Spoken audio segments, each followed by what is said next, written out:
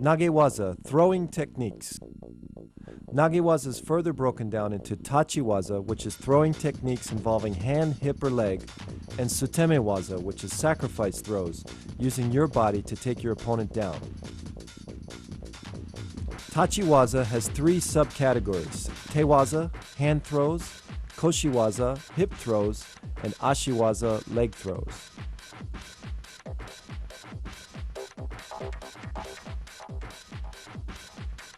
Taotoshi, side body drop. This was the foundation throw of all my throws in competition. The key to Taotoshi is keeping your wrists relaxed and flexible, so when you snap them up, your opponent comes off balance.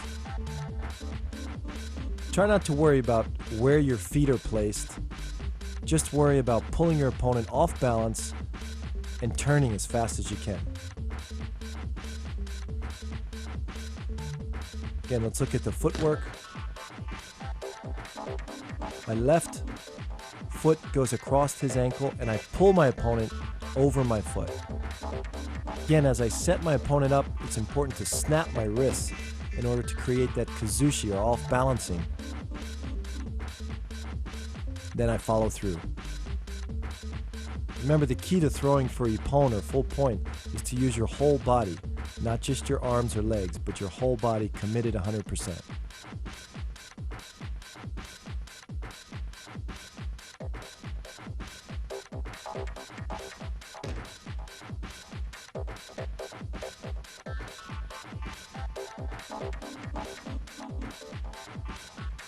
Another competition version is a side taotoshi, staying in front of your opponent by a half a step, just like we were doing in kouchi guard.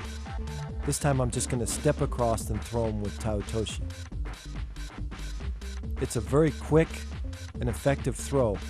The key to making this successful is setting your opponent up and staying that half a step in front of him. The timing is on the second step is when you should attack.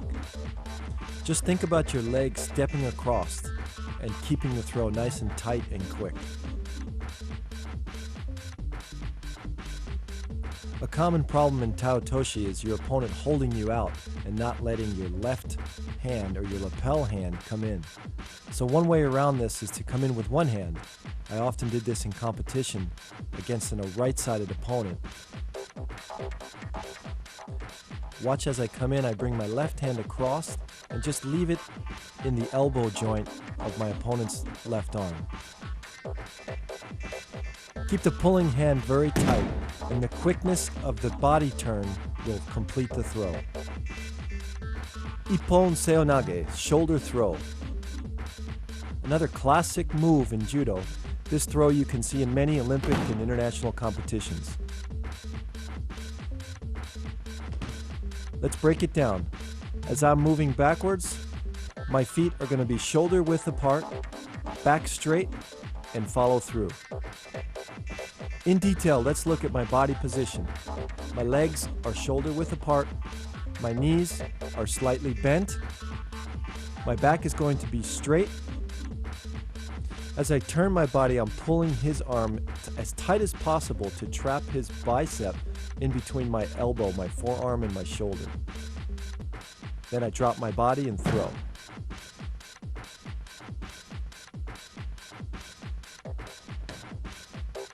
Again, my shoulder should be about the same height as his shoulder. I don't want to drop too low, otherwise his arm's going to come across my neck. In slow motion, I come in, turn, and throw. Let's look at it from a moving angle, the timing of it. As he steps forward, my body is twisting and turning into position. I create the off-balancing or timing by pulling him forward with my right hand. Again, the positioning of my legs should be about shoulder width apart. My left hand also is pulling forward to off-balance him. Let's look at it from a different angle. Notice how I pull him as tight as possible and then turn. There should not be any space in between my shoulder and his chest.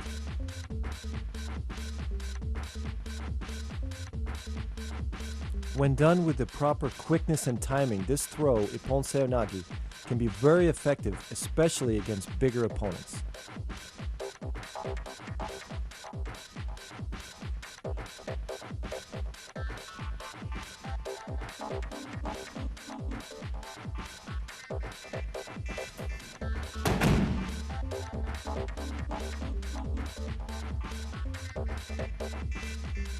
Morote Seonage, shoulder throw. The difference between Morote and Ippon Seonage are only the fact that my left arm is curling underneath his armpit as opposed to letting go and coming straight under the arm. Notice that my feet are slightly overturned. This is to create a little bit more torque. Again, you can watch both feet are pointing a little bit to the right. A key point to remember is try to keep your wrist as straight as possible, because when you bend your wrist, it becomes a weaker throw. The follow-through is all the same.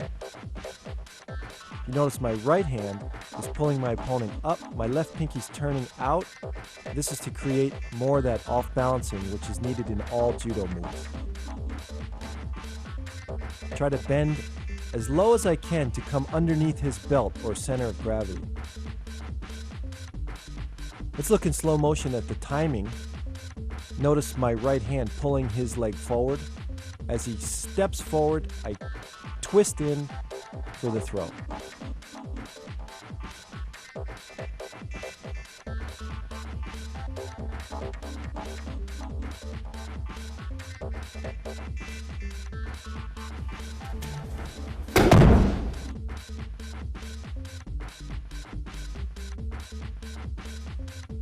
Kataguruma, shoulder wheel.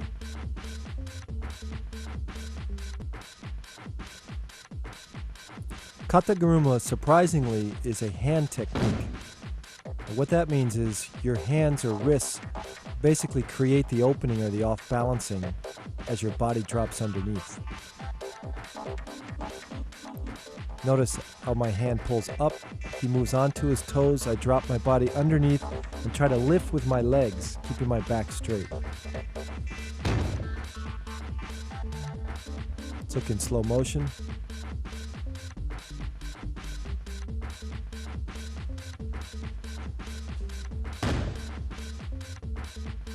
Looks from the top.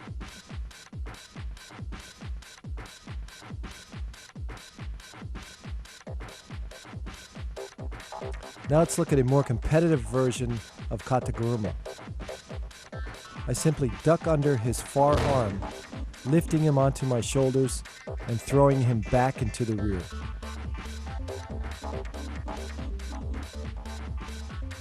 My opponent's got a far right-sided grip, so basically I'm ducking under his other arm and taking him off balance in the direction that he's already leaning toward.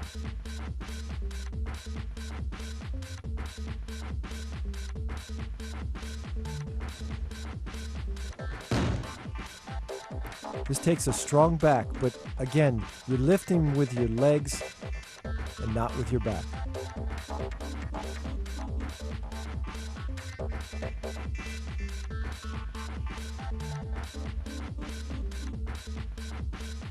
Another competitive version of Kataguruma is to surprise my opponent by simply dropping underneath his center of gravity. As I follow through, I extend my arm and come into the pin.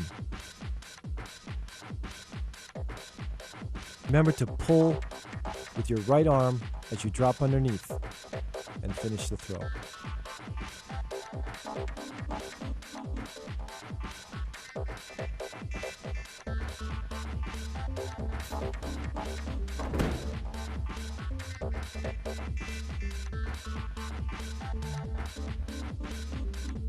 Uki Otoshi, floating drop.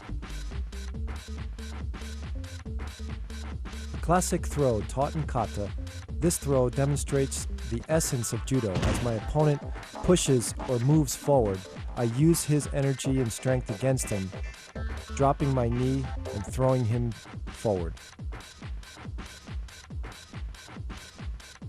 It's important to control the hikite, or the pulling arm.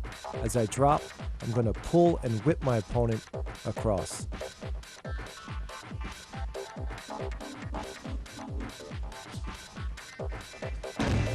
Again, as he steps, is the correct timing to drop my knee down and whip him across.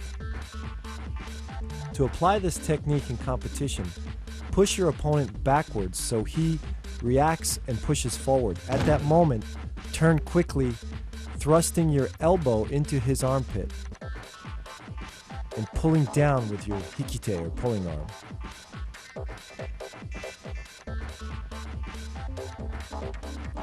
This timing, involving all your body, your legs, and your arms, creates that whipping motion.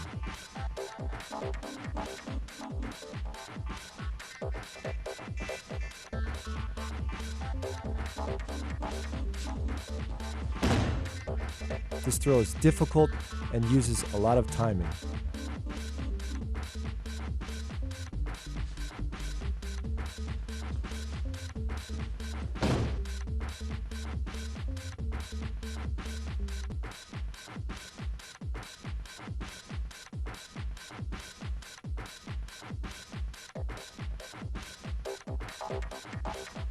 Sukuenage, scooping throw.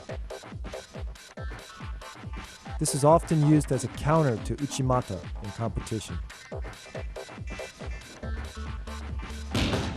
As the person enters, block first, and then with your knees bent and your back straight, pick him straight up and straight down. It's important to control him with your left hand on his lapel. As you block him and pick him up, my left hand is controlling and then pulling down at the last second.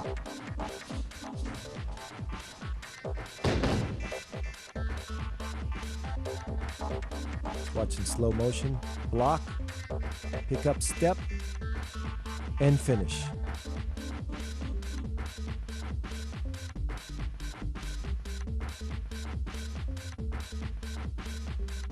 Notice I use my right knee to drive straight up in the air to help lift him.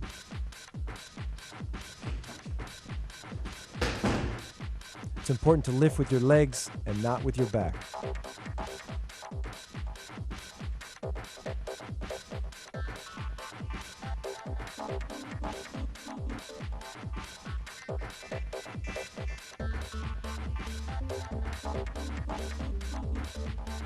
Sumiotoshi, corner drop.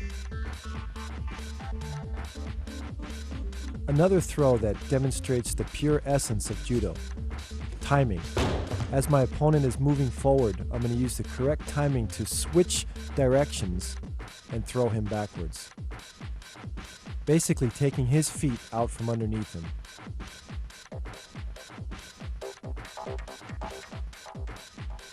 This is all done with control of the upper body and my wrists. Keep my wrists flexible enough to use it as a whipping motion to change his direction. I'm also planting my feet deep into the mat and pushing back at the right time. This throw is an important teaching tool to show the fundamentals of how judo really works. Morote gari, leg scoop. In this technique, I surprise my opponent by dropping my body below his center of gravity and scooping up his legs. Notice how I stand upright, and as he approaches me, at the last second, I drop with my back straight, my knees bent, and drive straight forward. Try to grab just behind the knees. By grabbing here, you'll off-balance your opponent and simply scoop him forward.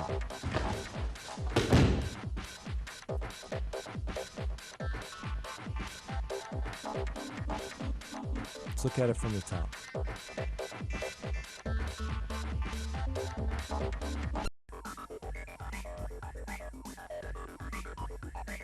Ogoshi, hip throw.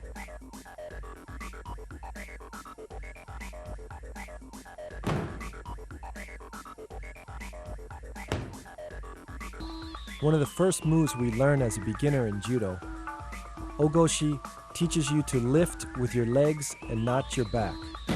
Your arm basically grabs around his back, sometimes grabbing the belt, other times just placing your hand behind his back. Pulling arm extends out. As you pivot, turn your head. Place your feet about shoulder width apart. Again, back straight as you lift your opponent.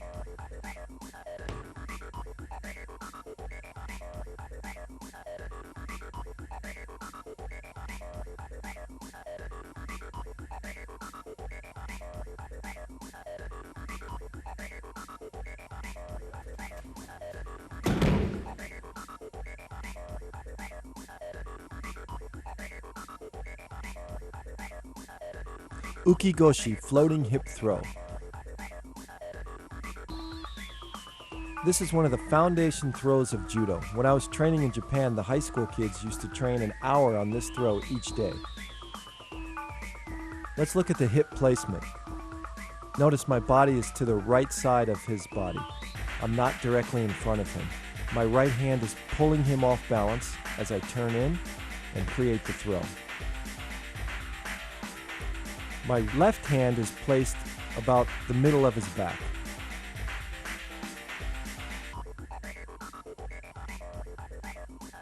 Again, from the front view, you can see that I'm a little bit off to the side. This creates a whipping effect.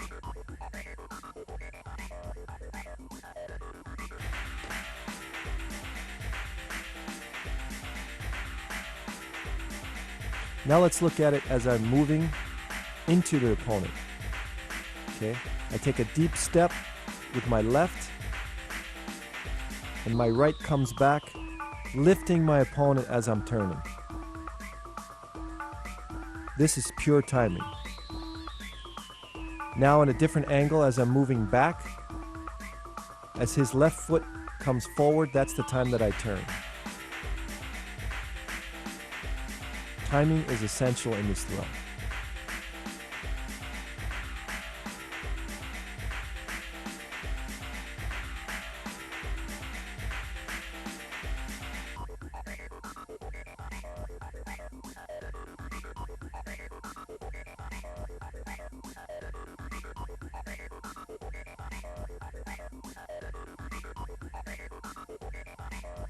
Tsurikomi Goshi, lifting hip throw. Another classic technique that every beginner should learn first. Most important is my body position. As I pull my opponent off balance using both my left hand and my right hand, again, my feet are shoulder width apart, and my knees bend, but my back stays straight, and then I lift my opponent when my knees come up. The left lapel does all the controlling. Okay, look at my left hand, the way I lift it up. When I lift my left hand up, he comes to his toes. That creates kazushi, or off balancing. Again, the left hand positioning, or the left elbow positioning, is against his chest.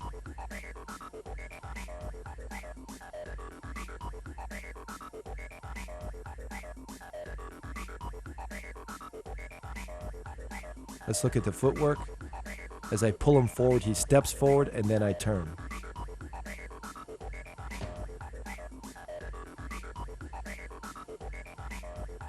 It's sometimes a difficult position to get into, and beginners often feel like they're off balance when they're practicing this move.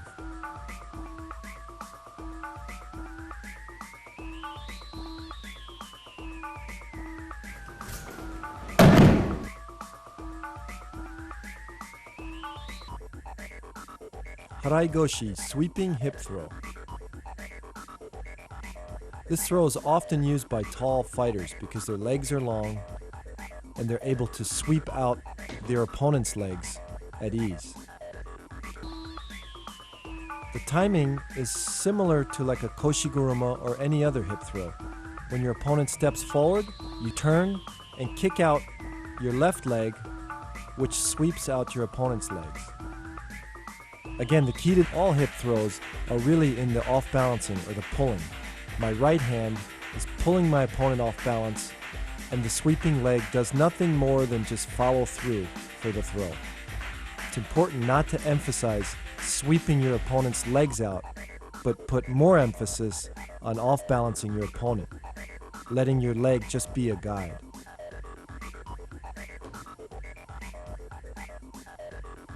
Let's watch in slow motion. Again, keep the sweeping leg straight, point your toe, and finish the throw.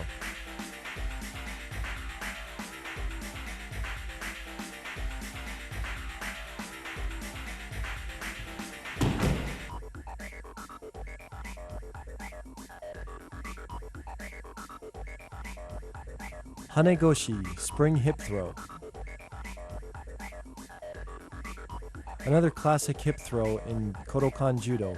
Hanegoshi is basically the same as Haraigoshi except for the fact that your left leg is slightly bent. In Haraigoshi, it's fully extended, sweeping both legs out. In Hanegoshi, it's slightly bent and placed on the inner thigh or knee area of your opponent. The steps are the same. As my opponent follows my foot back, I step in and turn.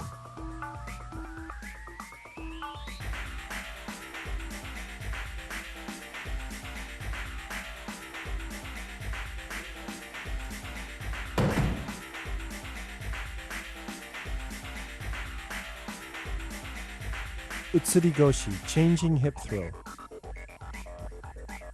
This is a classic counter in Judo, where basically I'm replacing his hip with my hip.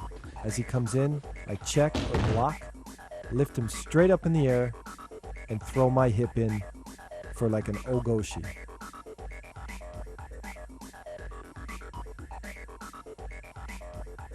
Posture is really important to keep your back straight as he attacks. Use your hip to block, and then bend your knees and throw your hip in.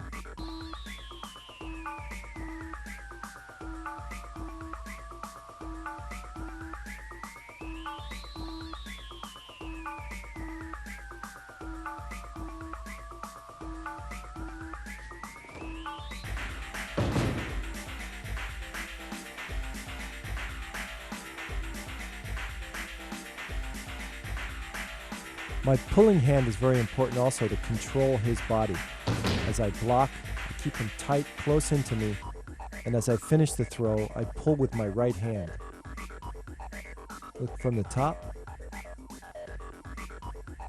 Again, keeping my back straight, block, and switch hips. Ushiro Goshi, rear hip throw.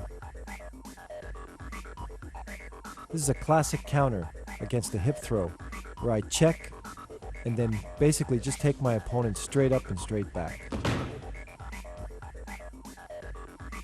Notice how I block with my hip first. Bend my knees, lift with my legs, and take him straight back. This works well against a person who's a little bit taller than you because you're able to get underneath him easier.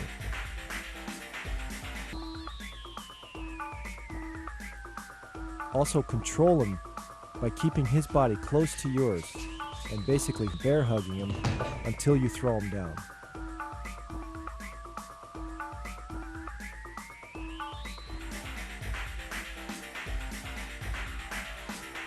Again, keep my back straight. Don't try to anticipate this because when you do that, you're going to bend your back and then you'll get thrown. Let's look at it from the top.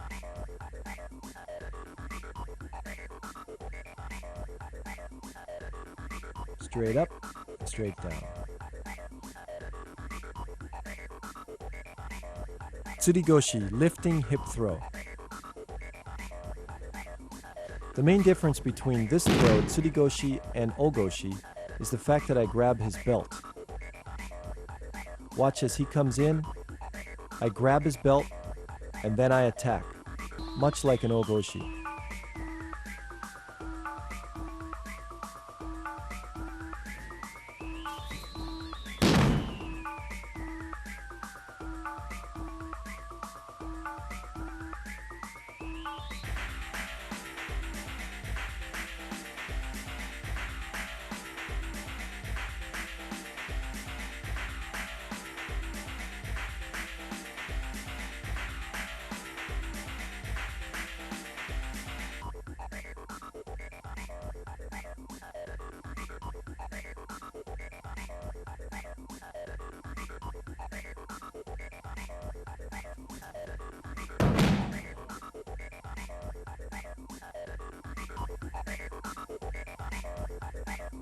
Another variation is to pull my opponent down and grab his belt from over his shoulder.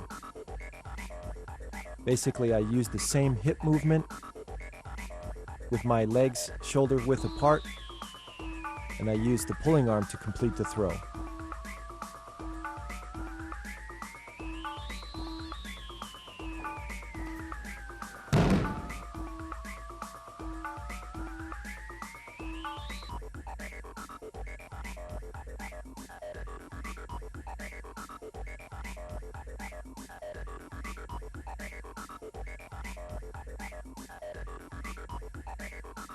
Let's look at it from the overhead.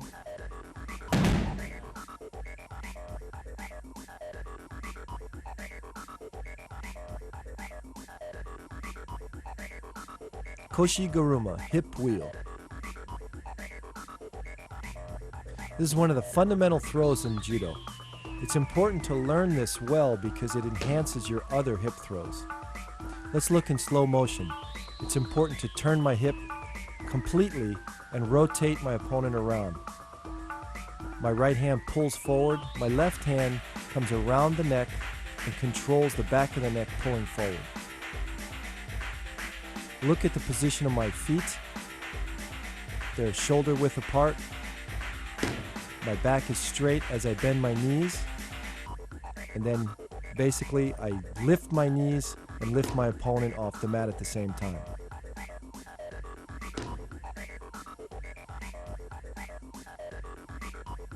Look in slow motion again. Proper positioning and then explode. By doing many uchikomis in koshi-guruma, this improved my uchimata and also my harai goshi.